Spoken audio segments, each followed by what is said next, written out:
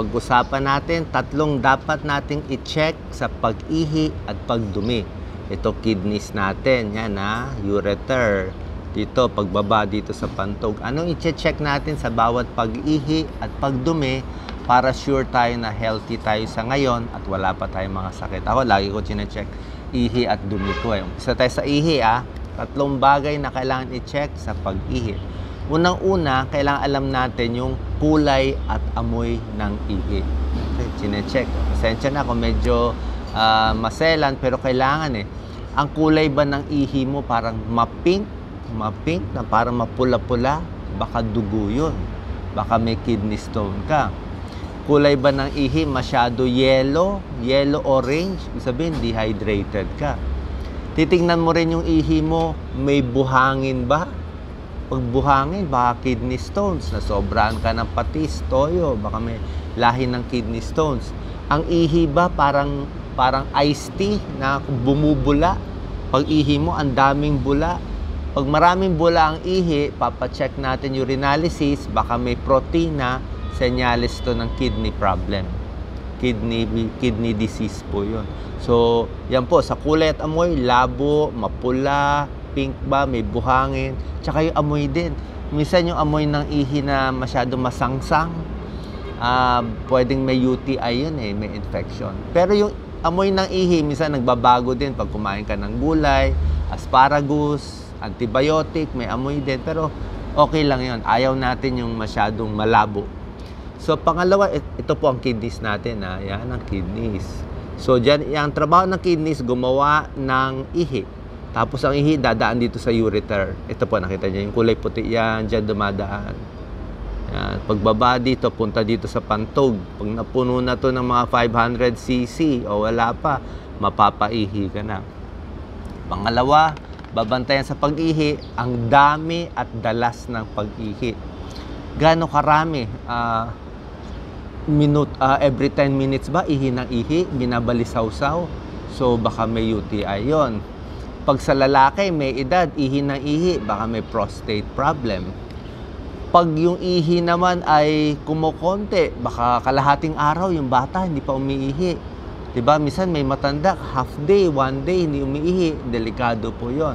Kasi ang kidney failure, papunta sa dialysis, bago mag-kidney failure, pakonti ang ihi. Kaya gusto natin, marami ang ihi, madalas, light colored, maputi, transparent, o light yellow. Yan ang gusto nating ihi. So, tandaan nyo sa ihi, number 1, kulay at amoy. Pangalawa, gano'ng karami yung ihi, gano'ng kadalas.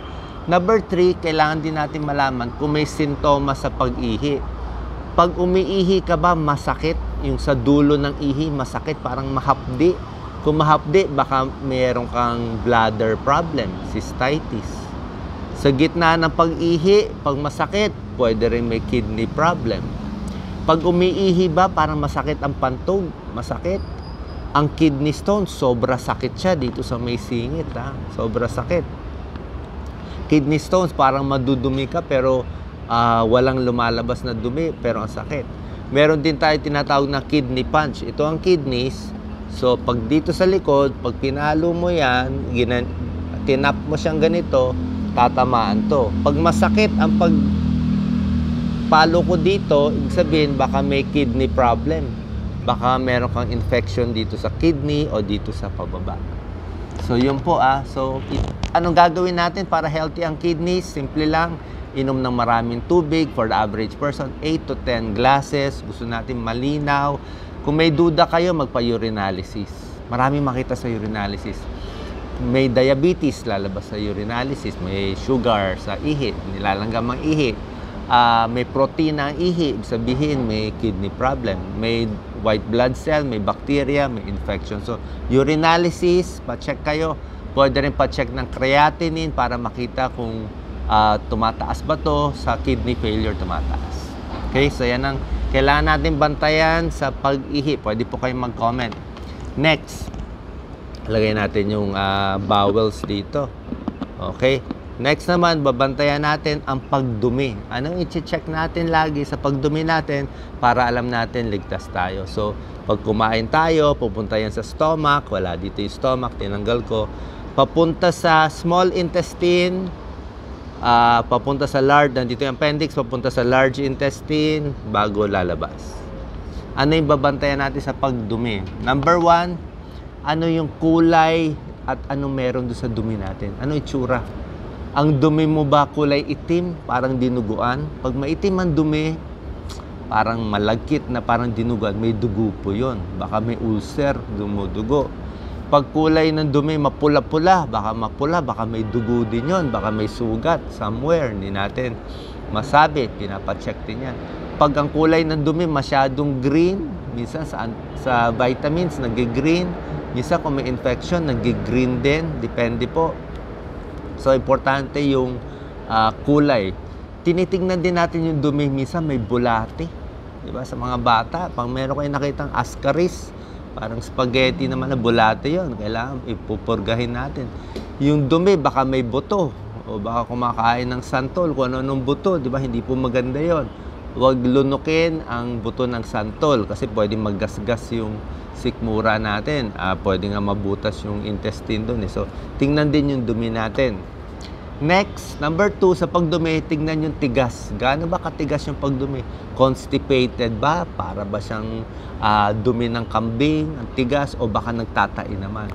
Kung matigas ang iyong pagdumi, constipated, may almoranas, kaya nga may dugo sa pagdumi, yung binabantayan natin, may dugo ba yung pagdumi?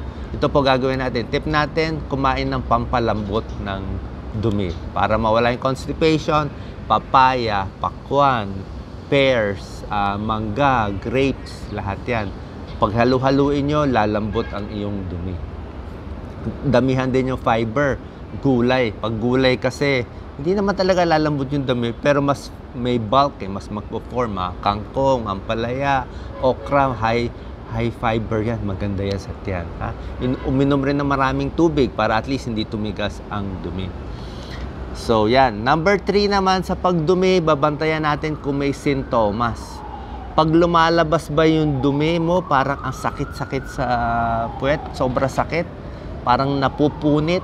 Pag napupunit, napakasakit, tapos pag tissue mo may dugo, anal fissure po yon. Meron tinatawag na anal fissure dahil minsan meron tayong may tao na tight sphincter, masikip yung labasan yung muscle sa puwet. Kaya paglabas ng dumi, napupunit, anal fissure yon.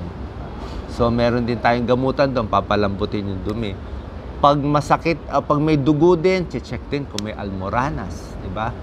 At ang pinaka nakakatakot, pag dumumi nga tayo, pag may dugo o kahit nagbago yung dumi natin, minsan matigas, minsan malambot, pinapacheck din natin for colon cancer.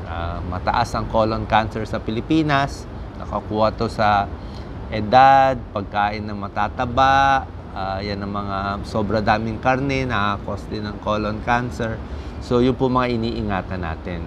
Okay? So, sana po, pag-check ng ihi, pag-check ng dumi, tandaan nyo po yung mga tinuro natin. Pwede po kayo mag-comment. Okay ba yung pagdumi mo? Okay ba pag-ihi mo? Kasi ito po yung simple, libre, at tumpak na medical knowledge para maka-save, makatulong po sa inyo. Para habang maaga, maggamot na natin to. Na hindi na kayo umabot sa kidney failure, hindi tayo umabot sa colon cancer, at lagi pong healthy lahat ng followers natin dito. God bless po.